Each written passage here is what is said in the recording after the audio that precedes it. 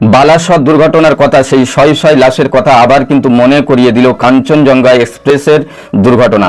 Kanchenjunga express line দিয়ে নির্বিঘ্নে যাচ্ছিল, ঠিক সেই সময় সেই মুহূর্তে একটি মালগাড়ি এসে পিছন দিক থেকে ধাক্কা মারে, তার আঘাতে ছড়িয়ে ছিটিয়ে যায় সমস্ত বগি, দুমড়ে ভেঙে মুচড়ে পড়ে লাইনচ্যুত হয়ে। লাশ উদ্ধারের কাজ চলছে। ঠিক এই মুহূর্তে ত্রিপুরার আন্ডারে যেহেতু দুর্ঘটনা ঘটেছে, 2 লাখ টাকা ক্ষতিপূরণদের পরিবার পিছু 2 লাখ টাকা দেওয়ার ঘোষণা করেছেন ত্রিপুরা রাজ্য সরকার। আপনারা দেখুন সেই মর্মান্তিক দৃশ্য, আপনারা দেখুন।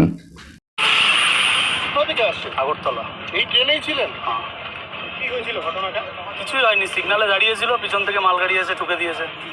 আচ্ছা, আপনারা আতঙ্কিত?